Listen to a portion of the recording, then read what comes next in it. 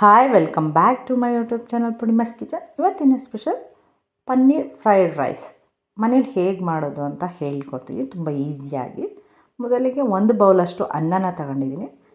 ಎಲೆಕೋಸು, ಈರುಳ್ಳಿ, ಹಸಿಮೆಣಸಿನ್ಕಾಯಿ, ಬೀನ್ಸು, ಪನ್ನೀರು, ಒಂದು ಬೌಲಷ್ಟು ಕ್ಯಾರೆಟು, ಕ್ಯಾಪ್ಸಿಕಮ್ಮು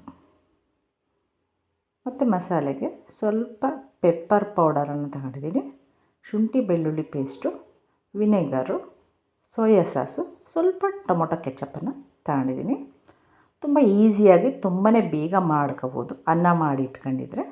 ನಂತರ ಸ್ಟವ್ ಮೇಲೆ ಒಂದು ಪ್ಯಾನನ್ನು ಇಡಿ.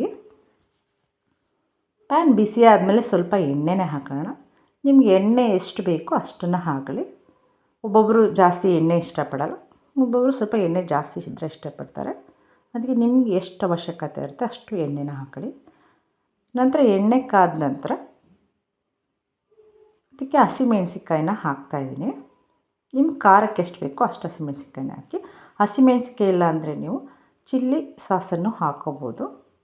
ಮನೇಲಿ ಚಿಲ್ಲಿ ಸಾಸ್ ಇಲ್ಲ ಅಂದರೆ ಈ ಥರ ಹಸಿಮೆಣ್ಸಿಕಾಯಿನ ಸಣ್ಣದಾಗಿ ಕಟ್ ಮಾಡಿ ಹಾಕೊಳ್ಳಿ. ನಂತರ ಶುಂಠಿ ಬೆಳ್ಳುಳ್ಳಿ ಪೇಸ್ಟನ್ನು ಹಾಕ್ತಾಯಿದ್ದೀನಿ. ಅಂದರೆ ಸ್ವಲ್ಪ ಇದು ಮೀಡಿಯಮ್ ಫ್ಲೇಮಲ್ಲೇ ಇಟ್ಕೊಂಡು ಮಾಡಿ. ಶುಂಠಿ ಬೆಳ್ಳುಳ್ಳಿ ಪೇಸ್ಟು ಸ್ವಲ್ಪ ಸ್ಮೆಲ್ ಹೋಗುತ್ತೆ, ಹಸಿ ಸ್ಮೆಲ್ ಹೋಗೋ ತನಕ ಫ್ರೈ ಮಾಡಿ. ನಂತರ ಈರುಳ್ಳಿನೂ ಅಷ್ಟೇ ಹಸಿ ಸ್ಮೆಲ್ ಹೋಗೋ ತನಕ ಹುರ್ಕೊಳ್ಳೋಣ. ಮನೇಲಿ ನೀವು ಪನ್ನೀರ್ ಇದ್ದರೆ ಈ ಥರ ತುಂಬಾ ಬೇಗ ಪನ್ನೀರ್ ಫ್ರೈಡ್ ರೈಸ್ ಮಾಡ್ಕೋಬೋದು. ಪನ್ನೀರು ಅಷ್ಟೇ ನಾನು ಹೋಮ್ ಮೇಡೇ ಮನೇಲೇ ಮಾಡಿರೋದು ಇದು. ನಿಮಗೆ ಮುಂದಿನ ವೀಡಿಯೋದಲ್ಲಿ ಮನೇಲಿ ಪನ್ನೀರ್ ಮಾಡೋದು ಹೇಗೆ ಈಸಿಯಾಗಿ ಅಂತ ಹೇಳ್ಕೊಡ್ತೀನಿ. ನಂತರ ಬೀನ್ಸು, ಕ್ಯಾರೆಟು, ಕ್ಯಾಪ್ಸಿಕಮ್ಮನ್ನು ಹಾಕೋಣ. ನಾನು ಒಂದು ಬೌಲ್ ಅನ್ನಕ್ಕೆ ನಾನು ಈ ಮೆಜರ್ಮೆಂಟಲ್ಲಿ ಮಾಡಿ ತೋರಿಸ್ತಾ ಇದ್ದೀನಿ. ಇದನ್ನು ಸ್ವಲ್ಪ ಹೈ ಫ್ಲೇಮಲ್ಲಿ ಮಾಡ್ಕೊಳ್ಳಿ. ಅಂದರೆ ತರಕಾರಿನ ಜಾಸ್ತಿ ಫ್ರೈ ಮಾಡಬೇಡಿ, ಮೀಡಿಯಮ್ ಬಾಯ್ಲ್ಡ್ ಆದರೆ ಸಾಕು. ಅದು ಸ್ವಲ್ಪ ಬಾಯಿಗೆ ಸ್ವಲ್ಪ ಕ್ರಂಚಿಯಾಗಿ ಸಿಕ್ಕಿದ್ರೆ ತುಂಬಾ ಚೆನ್ನಾಗಿರುತ್ತೆ.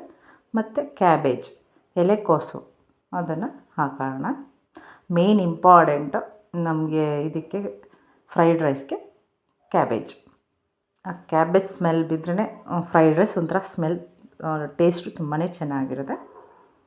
ಇದನ್ನು ಅಷ್ಟೇ ಸ್ವಲ್ಪ ಹೈ ಫ್ಲೇಮಲ್ಲೇ ಒಂದು 2-3 ಸೆಕೆಂಡ್ ಫ್ರೈ ಮಾಡ್ಕೊಳ್ಳಿ ಸಾಕು, ತುಂಬ ಫ್ರೈ ಮಾಡೋ ಅವಶ್ಯಕತೆ ಇರೋಲ್ಲ. ನಂತರ ಸ್ವಲ್ಪ ಸೋಯಾ ಸಾಸನ್ನು ಹಾಕೋತಾ ಇದ್ದೀನಿ. ನಂತರ ಅದಕ್ಕೆ ಸ್ವಲ್ಪ ವಿನೆಗರನ್ನು ಹಾಕೋಣ. ಆಮೇಲೆ ಸ್ವಲ್ಪ ಟೊಮೊಟೊ ಕೆಚಪ್ಪನ್ನು ಹಾಕೊಳ್ಳಿ. 1-2 ಸ್ಪೂನಷ್ಟು ಟೊಮೊಟೊ ಕೆಚಪ್ಪನ್ನು ಹಾಕ್ತಾಯಿದ್ದೀನಿ. ಅದನ್ನಷ್ಟು ತರಕಾರಿ ಎಲ್ಲ ಹಿಡಿಯೋಂಗೆ ಸ್ವಲ್ಪ ಮಿಕ್ಸ್ ಮಾಡ್ಕೊಳ್ಳೋಣ.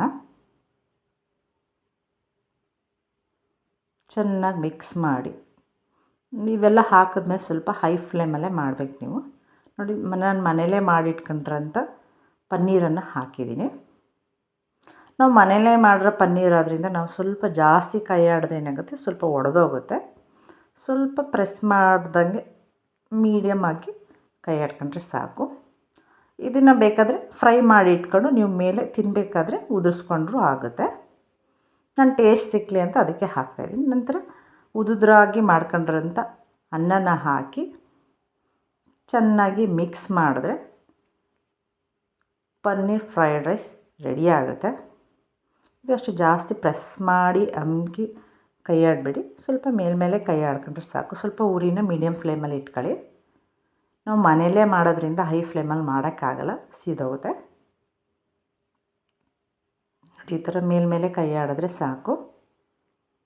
ತುಂಬಾ ಟೇಸ್ಟಿಯಾಗಿರುತ್ತೆ, ತುಂಬಾ ಬೇಗನೆ ಆಗುತ್ತೆ. ಮಕ್ಳಿಗಂತೂ ತುಂಬಾ ಇಷ್ಟ ಆಗುತ್ತೆ ಇದು. ಮತ್ತು ಸ್ವಲ್ಪ ಪೆಪ್ಪರ್ ಪೌಡರನ್ನು ಹಾಕೋಣ. ರುಚಿಗೆ ತಕ್ಕಷ್ಟು ಉಪ್ಪನ್ನು ಹಾಕಿ, ತರಕಾರಿಗೆ ಸ್ವಲ್ಪ ಹಾಕಿರ್ತೀವಿ ಮೊದಲೇ, ಅನ್ನಕ್ಕೆ ಹಿಡಿಯೋಂಗೆ ಸ್ವಲ್ಪ ಉಪ್ಪು ಹಾಕೊಂಡ್ರೆ ಸಾಕು. ಮೇಲೆ ಕೊತ್ತಂಬರಿ ಸೊಪ್ಪನ್ನು ಕಟ್ ಮಾಡಿರೋದನ್ನ ಉದುರಿಸ್ಕೊಳ್ಳಿ. ನೋಡಿ, ಬಿಸಿ ಬಿಸಿಯಾದ ಪನ್ನೀರ್ ಫ್ರೈಡ್ ರೈಸ್ ರೆಡಿ ಆಯಿತು. ತುಂಬಾ ಬೇಗನೂ ಆಗುತ್ತೆ, ಟೇಸ್ಟಿನೂ ಆಗಿರುತ್ತೆ. ಈ ಮೆಥಡಲ್ಲಿ ಮನೇಲಿ ಒಂದು ಸಲ ಮಾಡಿ ನೋಡಿ. ಈಗ ಬಿಸಿ ಬಿಸಿಯಾದ ಪನ್ನೀರ್ ಫ್ರೈಡ್ ರೈಸ್ ಸವಿಯಲು ಸಿದ್ಧ. ಯಾರಿಗೆಲ್ಲ ಈ ವಿಡಿಯೋ ಇಷ್ಟ ಆಯಿತು ಲೈಕ್ ಮಾಡಿ, ಶೇರ್ ಮಾಡಿ, ಕಮೆಂಟ್ ಮಾಡಿ, ಸಬ್ಸ್ಕ್ರೈಬ್ ಆಗೋದಂತೂ ಮರಿಬೇಡಿ. ಓಕೆ ಬಾಯ್.